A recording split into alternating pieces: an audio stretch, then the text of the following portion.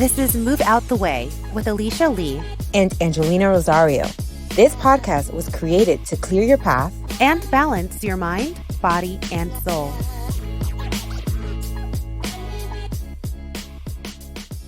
Hello, MOTW tribe. This is Alicia. Welcome back to the show. This is episode 10. I want to thank you all for tuning in. It's been an amazing 2020 having you here and listening to our podcast. And this is our last episode of season 1. So we are closing out season 1 in the end of 2020, and we'll be back in 2021. So I want to wish everyone an amazing holiday and a happy new year. Today's episode, we're sitting down with KiKi McCray. KiKi McCray is a Texas-based mental health professional. She specializes in teaching women and millennials evidence-based tools needed to manage anxiety and to transform their lives. We all know how hard adulting can be, and if you've been listening to MOTW regularly, you'll know that I'm deeply passionate about self-growth and inner work. Therapy is something I discovered while on my journey and has become a key piece of my spiritual practice. I'm really excited to have a mental health professional on this show, and KiKi's going to have a conversation with me about the pandemic and our mental health, the stigma of therapy, and why going to therapy doesn't mean something's wrong. You know, mental health is so important with trying to achieve your dreams, and this is something KiKi's super passionate about. Let's welcome KiKi to the show.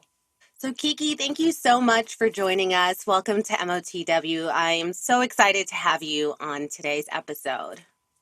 Yeah, thanks for having me. I'm excited to be here, and I'm just super stoked that mental health has become like a huge trend that's growing. Absolutely. You know, our audience really is in this movement of self-growth, self-discovery. And so I think this is going to be a really good episode. I'd love to hear your story. You know, why did you choose this career path? Actually went to LSU for undergrad, and I was a communications major. And honestly, I just went into college and I was like, give me anything that doesn't have a lot of math. Like, I had no direction. I'm like, I don't know what I want to do yet. And so after I graduated, I was like, I don't know what I want to do. I'll just go and be a teacher for a while. So I sort of like fell into special education teaching, and I was teaching students with autism and Down syndrome, and they stayed with me from 3rd through 5th grade. And I got attached to them. The only thing is, I felt like as their teacher, I wasn't able to help them as much as I wanted to. So they were with me for 3 years, but I wasn't seeing any growth because of the guidelines or the perimeters that teachers have on them. So I was like, how can I help this population more? And I decided to go to grad school at that point and to become a therapist so that I can just learn how to help, you know, people with intellectual disabilities, emotional disabilities, and just all kinds of adversities so that I can help them more, and that there's not a time limit that they'll leave me, you know, like we can work together for a long period of time. So they inspired me, and here I am. Oh, that's amazing. And so what is the most rewarding thing about this career path that you've chosen? Oh my God, that's a good question. So, I mean, being a therapist and just helping people live the lives that they dream of is rewarding in itself. But I think the most rewarding thing is when my clients leave me and when they're able to say, like, this is my last session, I don't need you anymore. And it sounds a little strange because you're like, okay, KiKi, well, you're going to lose money. Like, they're leaving, they're not paying you anymore. But for me, it's rewarding because it means that I've done my job. I've taught them, I've equipped them with the tools and the strategies they need to live a healthy life, and they're able to do it independently. And so that's most rewarding for me. That's beautiful. I love that. And I think, you know, I'm someone who's a big advocate and believer in therapy. And I've been through different therapists for different moments in my life. And it's it's a journey. And it's so special when you do have that moment of like, yeah, thank you. Thank you. So thank you for doing what you're doing because it's amazing. Thank you.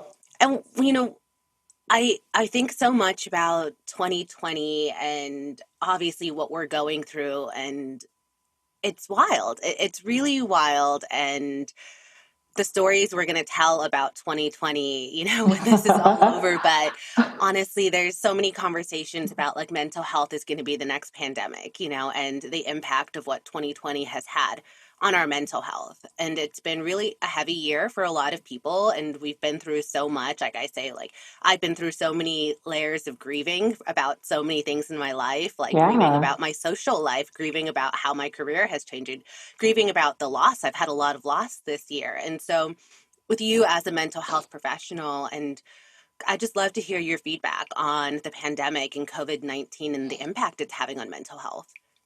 Yeah, you know what? I honestly feel like if it's even, time to say that there's a silver lining, but I feel like it's sort of like a blessing and a curse.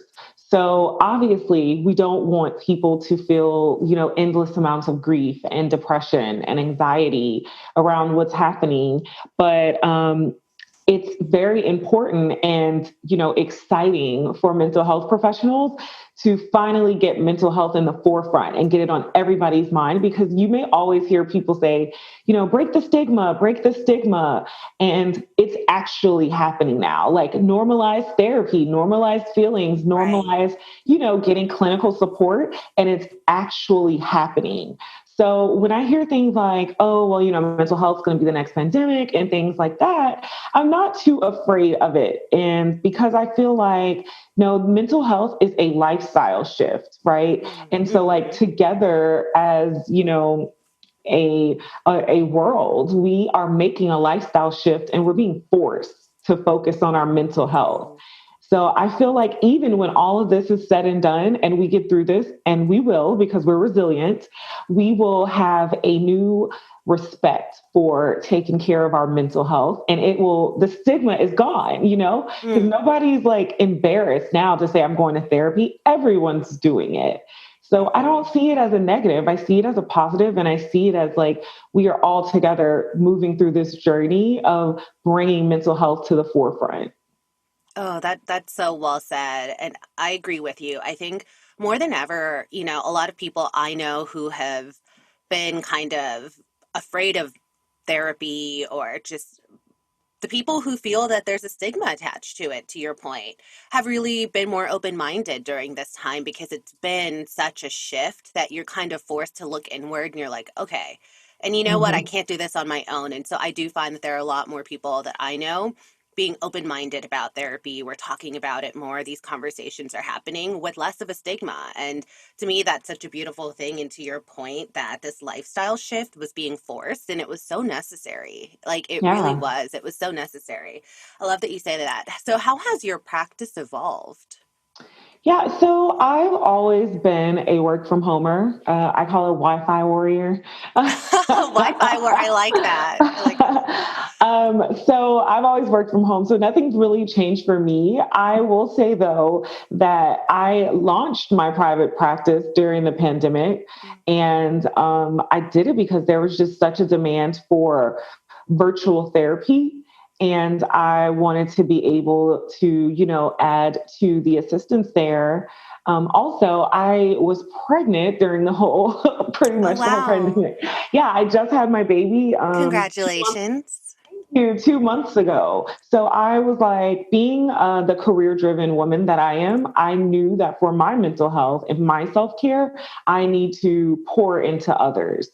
So I, launched my private practice, and I mean, business is booming, obviously, because like you said, people need the mental health support.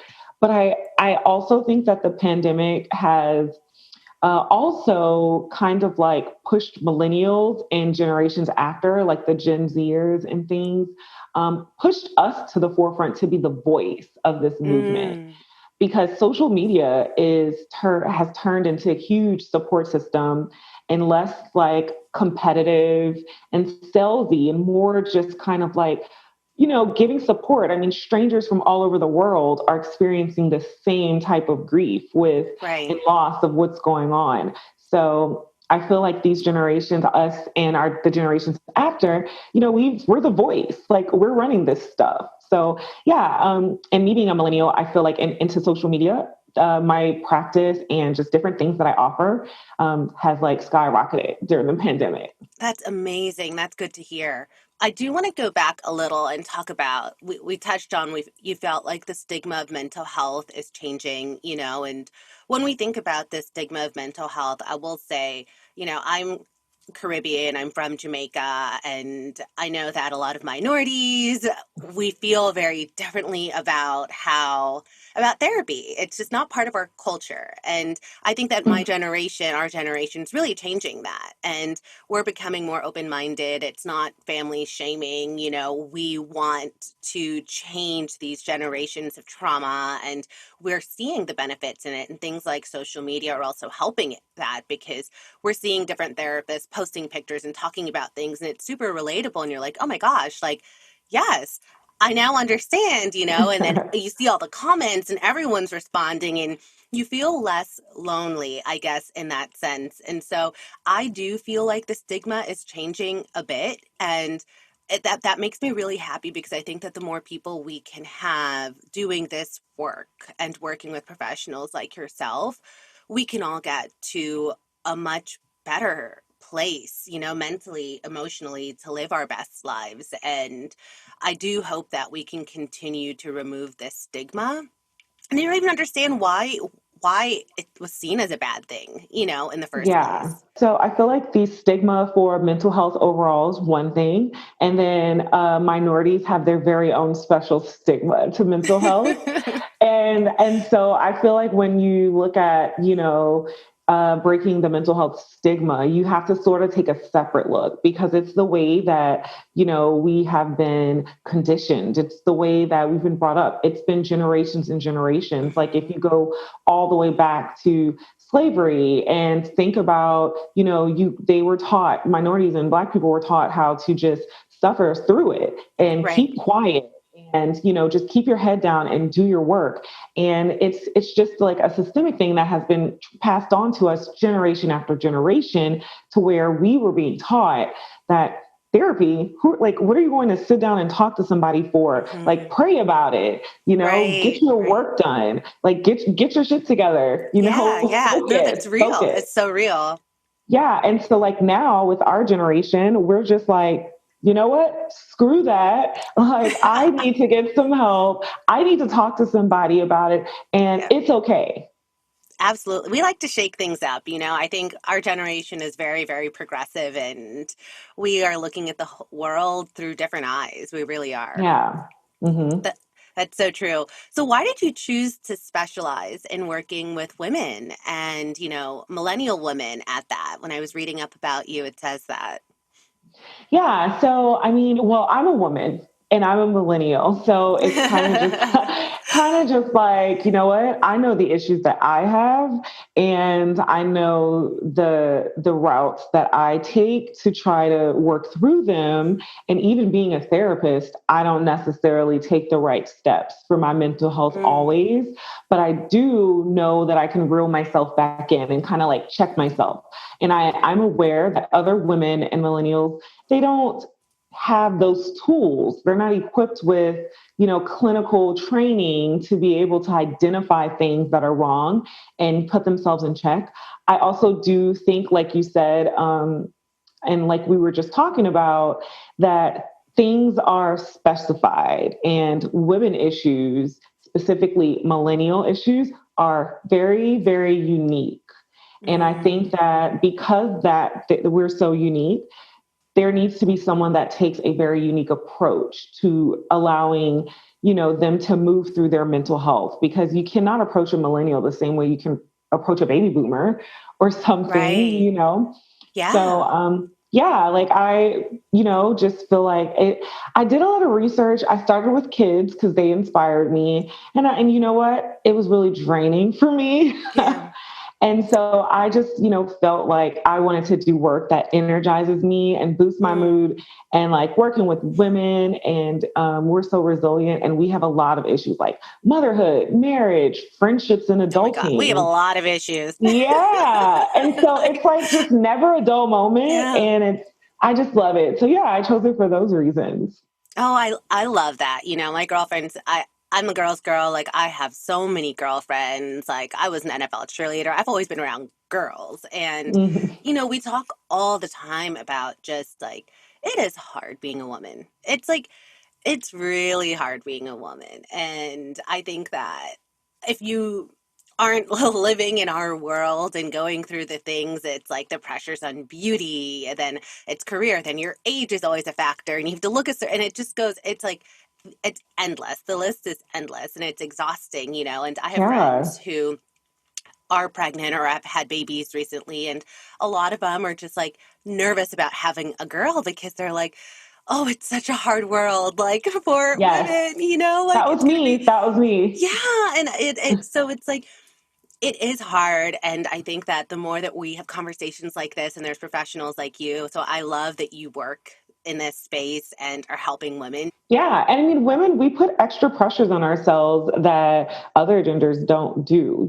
We have extra pressure. And then on top of having it, we add to it for ourselves. Like we have to be the best mom. And then we also have to be the Right. best wife or partner. And then we have to look our best and we have to bounce back Yeah. quick and snap back. And All of it. All of it. it's so Like, much pressure. It's so we're much like, pressure. I literally said to a girlfriend last night, I was like, we are superheroes. Like, we are real life superheroes. I really, really believe that. That's That facts. it's, yeah. So let's talk a little bit about success, career, dreams, and like the impact your mental health has on that. Because mindset is just everything to me. It's something I've had to do a lot of work on. Like, I really struggle with having a limiting mindset. Like, and I don't know why, because I really do believe in abundance, but it's this fight. Like, I'm always having a fight with myself. Hmm. But so many people don't realize just like how important your mindset is and the toll it takes on you and every other area of your life, your success, your career, your dreams, all of this, your mental health and your mindset. Mental health it has a direct connection to the success of your business, of your dreams, of your goals, of your visions. It's a direct connection. And I think that a lot of people are unaware of the connection and they kind of just feel like, well, it's separate. Like my mental health is here Right. and then everything else is over here. But once they figure out that this connection is there, then they realize, wow, like I've been living life all the way wrong. Me? Yeah. And so, I mean, like you mentioned mindset, and mindset is huge. Like, mindset is huge. And like when you mentioned, like, you have these barriers that kind of like hold you back, or like imposter syndrome, or different things that kind of like hold you back from your full potential. And you have to like check yourself about it. Those are things that, a lot of people don't even realize that that's their mental health. Like, Hmm. feeling like something's holding you back, feeling like you're not good enough, not having the confidence to speak about yourself without feeling like you're bragging. Those are all mental health things. Those are all mental health barriers. And that can all be applied and to your success, to your career, to how much money you can make, Right. how Yeah. you evolve, like the type of people that you attract. But yeah, it's super important. I feel like the most successful people get it, right? Like the most successful people have these schedules planned and they block off time in their schedule for like self-care and meditation, and they take really long lunch breaks if they're able to, and they like take CEO days, or they take days out of each week where they're like, I'm not opening up my email, I'm not doing this. Like they have balance and boundaries in all aspects Yes. of their life. And and they have lots of money. Like when you think of like Oprah, and you think of Ariana Huffington, and you think of Hmm. those successful women who are making lots of money, you hear them, if you listen to them talk, they speak a lot about self-care, Yeah. knowing your worth, like having balance, and knowing when to say no, not accepting every offer, not chasing the bag, because it's going to come. Amen. So, yeah, so I just feel like, yeah, it has a direct connection. I think that the thing that tricks people up is that they don't know that certain things they're battling with are mental health issues. Mm-hmm. And I mean, how do you even decipher that it is a mental health issue, you know? Yeah. So, I mean, basically anything that is blocking you from doing something that you want to do, anything that's stopping you, like you have like a little inner voice that's saying, you can't do that, or you're not good enough, or look at her, she's doing it so much better. Or, a little like, knots in your stomach sometimes when Right. you're getting ready to do something and you're like, oh, it's nerves. No, it's not nerves, it's anxiety, It's anxiety. Right. yeah. Right. And so it's just kind of like you have to educate yourself on your symptoms. If you're feeling something, then you need to figure out, you need to articulate those feelings, and then you need to Right. figure out, okay, what do these feelings mean? So Mm. basically, the more you educate yourself on yourself, then you'll know yourself better and you'll understand, hey, these blocks are stopping me from being successful. I need to either work with a mental health professional to help me implement some strategies, or I need to just make some changes in my life to pay more attention to my mental health. Ooh, you just dropped some wisdom. Thank you for that.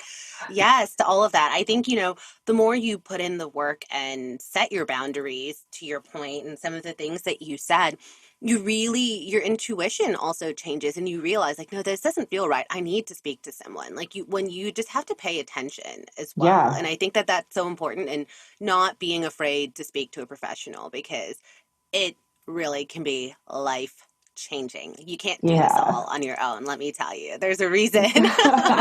There's a reason that Yeah, help exists. And we love to say success leaves clues. And so I love that you did bring up like the Ariana Huffington and the Oprah and the setting boundaries, because I think anyone listening to this, like, those were some really key things that you mentioned, because when you look at some of the most successful people, typically they have a fairly balanced life. And I think definitely. that's a key to everything that we all want, is how do we find that balance in our lives where we're not driving ourselves crazy. We take the time to meditate, we take time for family, our values, the things that matter, but then we're still working hard, we're doing all the other things we want. And like, living a balanced life and getting to that state is so difficult. It is so difficult, but like I tell my clients, like, one, you can't pour from an empty cup, right? So no matter Right. how hard you work and how hard you go, how much you hustle, you're not going to get anywhere if you are just like drained and burnt out. Like you're not going to put your best self forward.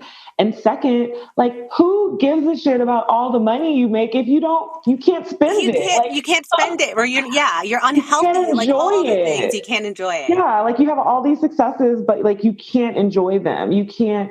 I think it's super important to celebrate yourself and celebrate your wins, even if it's a small intention. Like today, I'm going to drink 8 glasses of water, and then if you do it, I think it's important to be like, I did it. I'm the shit. Whoop whoop! Like I did it. And Yeah. yeah, so like when you're hustling so hard and putting so much pressure on yourself, and there's no balance in your life, you have no time to celebrate yourself, which then creates a bad habit.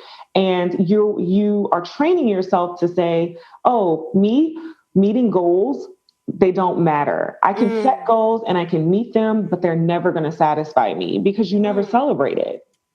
Oh man. Okay, well, with that, we're going to celebrate this because this is episode 10 of our podcast. Woo! And I think that the statistics are like 70% of podcasts don't make it to episode 10. Most people end up quitting before getting Oh there. no. Yeah, I remember reading all of these things when I was kind of setting some goals, and I was like, oh my gosh, this is episode 10, and it's going to time up with the end of the year. And so I can say I achieved my 10 episodes. So we're going to celebrate that. So Yes, you, Kiki, thank congratulations. you. You are episode 10. We broke the Yay. barrier that most people don't make it to episode 10, and we're hitting I love episode it. 10. How fitting. How How fitting. fitting. Yeah, that you just said all of that. I love that. This is such good information. So, I also want to say, if you don't follow Kiki on Instagram, you're going to need to follow her because she does an amazing job with her accounts. And so I do follow you, and I like really resonate with the things that you post, and I love the way that you are curating it and speaking and giving so much knowledge on your account. I think that there's a lot of power in the stuff and the content that you're putting out. And there was a post that you posted recently, and basically it said that if you lose someone but find yourself in the process, you won. And that post, whoo, that post really hit me. And, you know, I think there's been a lot of loss this year, and whether it's a breakup, a friendship that is no longer around, it could be romantic, it could be a friendship, it could be a job, whatever that loss was. Um, it's never easy, but when you do find yourself in that process, it's so powerful, right? Because I definitely feel like I've gone through a lot of transformation. I've removed a lot of people. I've had to just kind of free myself from a lot of things that weren't serving me anymore. And I'm like, oh my gosh, like I'm evolving, but it's so uncomfortable in the process. Mhm. It's so painful. It's so lonely. And like, I struggle with understanding why it's always so difficult. Like, we know that they're not good, right? We know this was maybe a Mhm. toxic work environment. This was a toxic person. But yet, letting them go and choosing yourself is still so difficult. And so, for anyone listening to this, could you give any advice about if someone's going through this moment of a painful, uncomfortable, this transformation period, just getting through it? hmm Yeah, I mean, everything that you explained is pretty much adulting summed up in a latte. You know, like we have to grow, we have to evolve, and we have to change. The reason why it feels so uncomfortable is because growth is uncomfortable. Change is hard. The reason why it feels so uncomfortable is because it's a trauma response. It's because you have been so comfortable in these unhealthy relationships for so long that Mm, when you finally get rid of the chaos, you feel like something's missing, right? But that's only mm, making room for you to put some positive stuff there. And, right. it's making room for you to put a positive relationship there. So you have to kind of, be mindful of what you think is hard, or what you think is grieving a relationship, and kind of maybe pay attention to the fact that, do I really miss it? Is this really hard for me? Or am I really just spoiled? And, Right. I'm having a hard time with change, even though I know that it's not good for me. So my advice would be push through. When you know that something is not good for you, you have to get rid of it. The more you do it, the easier it'll become. Mm, And sometimes toxic relationships, whether it's a job or a partner or a friend that you've grown up with, sometimes toxic relationships take a while for you to realize they're toxic. And so you kind of convince yourself subconsciously that the good outweighs the bad. So right. then when you finally, get enough courage to let that relationship go, obviously you're going to think about the good, right? Right. But the bad's not going to show itself at that point. But you just have to trust yourself and know that I did the right thing for me, and I am not going back to it. And, I want to also tell people that when you think of forgiveness, because I think a lot of women, we get a lot of pressure to forgive, forgive, forgive, whether it's, religion or just the fact of that's the way you're supposed to free yourself. Right. Forgiveness is also a relationship. And you want to make Ooh. sure that you have a healthy relationship with forgiveness.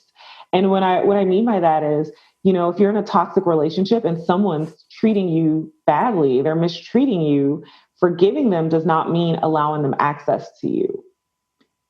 So like when you forgive someone, or when you convince yourself that forgiveness means access and giving second chances, that's unhealthy. That's your Mm, unhealthy relationship with forgiveness.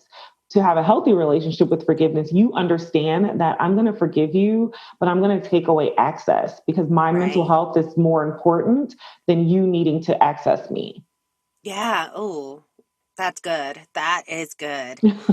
Ooh, forgiveness is a relationship. I see that. Yeah, like you can still forgive, but set your boundaries and hmm still stand and power through for sure. Definitely. Yeah. That was great, Kiki. So, I personally believe that a strong spiritual practice and overall well-being consists of everything. It is your meditation, it's your self care, it's all the practices I speak about so often on MOTW, but it's also knowing when you need professional help from professionals like yourself and seeking that support system. And so, what advice would you give to someone that's listening that's unsure, about therapy? They might be curious, but they're just still really nervous about it. How can we ease them in? Yeah, you know what? I would say, someone who's listening, if you are on the fence about therapy, there's multiple things you can do. But the first thing I would say is do some research. Do some research about it. Like, what are the benefits of therapy? What does a therapy session look like? Because you want to be educated on what's happening. You have to Right. advocate for yourself, and you have to equip yourself with knowledge so that you're able to pick the correct therapist for you. The second thing I would say is to, lurk, like find one that you like, go on Psychology Today or Open Path or ask for referrals, and then go find them on social media and see what their Mm, presence is and feel a vibe from them. Go check out their website, go read their blog if they have one. If they're guests mm-hmm. hosting on podcasts or if they're speaking at an event, hop in and take a listen and see if that person resonates with you. If you get a good vibe from them, if you feel good energy, then you want to just go ahead and try it out. And the last thing I would say is, therapists offer free consultations. So you can always just kind of like, and if they don't offer free consultations, that's not the therapist for you, because you don't Mm, want someone who's going to lock you in right away. You right. want someone who's so confident in their skill that they're going to allow you to meet with them for free first, so that you guys can make sure you're a good fit for each other. So schedule a free consultation and just have a talk with that therapist, ask your questions and see if they're the right fit. And then the last thing I would say is try again. Like, go ahead and start therapy with someone. And if you don't like them, you don't have to go You back. don't have to go back. Try another one, but just do it. It's not anything that's set in stone. You're not hurting anyone. It's not going to, like sign you in forever if you Hmm. start and you stop. But I find that a lot of people who are hesitant about therapy and then they finally take the step to start, they don't quit. They continue Right. because they feel like the anxiety about the unknown is Right. killing them. But once they know, they're like, Yeah. I'm good. I love that. It's like so many things in life that we're just curious about, but also afraid to do it, and just taking Yeah. that first step. And so those were some really great steps that people could take. Thank you for sharing that. Yeah, no I, problem. I am curious a little bit about your own, self-care wellness practice. Could you share Mhm. some of the things that are really important for your life balance?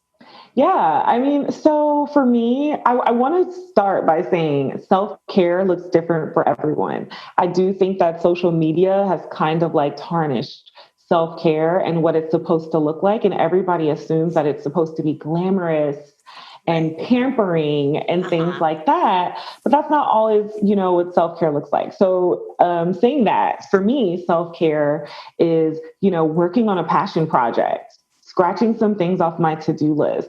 Because if I'm sitting down idle and I know I have something to do that I'm excited about, I am going to be super anxious about it until I get it done. And I won't be able to rest. So for me, self care is scratching something off my to do list, working on a passion project.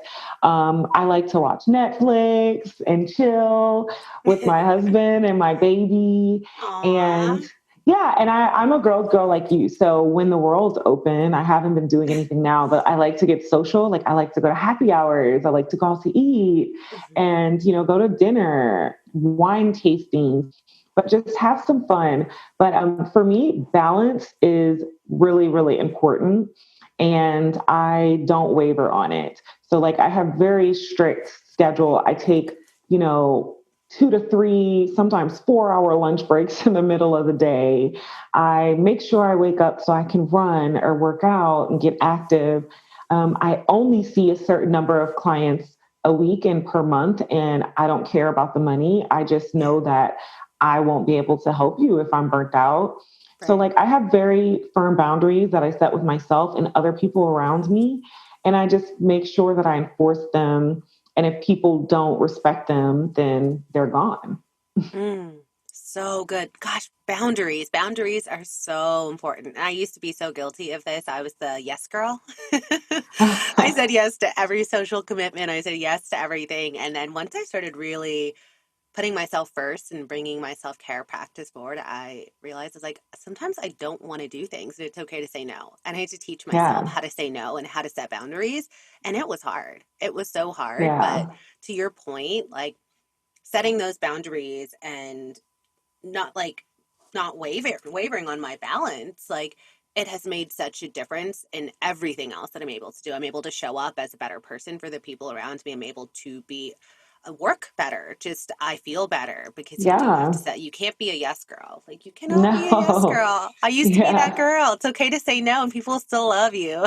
Yeah. Well, I guess a less a strong title would be called a people pleaser. A people pleaser. Yeah. Guilty. That was Yes. me. Yeah. A lot of people have that issue, especially women, because we are usually the strength in all of our relationships. Like we're the strong one in the family. We are the strong one with the kids, or the spouse depends on you for everything.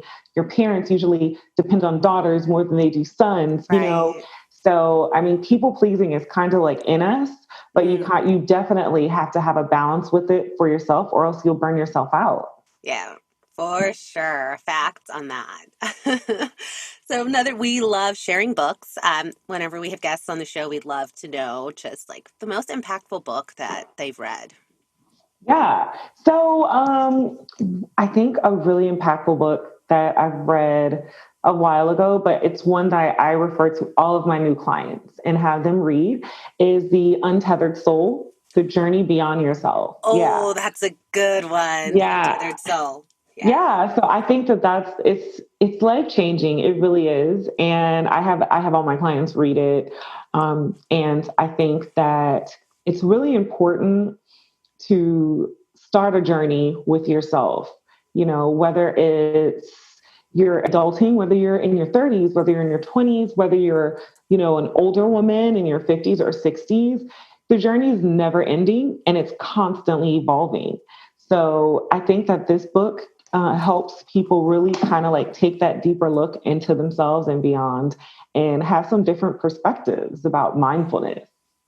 I love that. That is a great book. And yes, very, very life changing. I think I need a reread on it. It was referred to me years ago. And yeah, very, very impactful. So, the last thing, KiKi, I would love to know if you could close out this episode with a quote for us. So, one of the quotes that I share with my clients all the time that I live by too is by Maya Angelou. And it says, "My mission in life is not merely to survive, but to thrive." Yes. Yes. Ooh, that's a good one. Yeah. I'm here for all the thriving. This is going to be the last episode of 2020 for MOTW, and we hope that you are going into 2021 with this feeling that you're going to be thriving in 2021. So I'm going to sit on that and live on that, and thank you. Thank you. Thank you for having me. And yeah, I mean, this is the year this is the year that we've been surviving, but hopefully we go into 2021 thriving. Yes, yes, received. Oh, thank you so much. And so for anyone listening, can you, KiKi, tell us how can they find you on Instagram, your website? Can you share that info as well?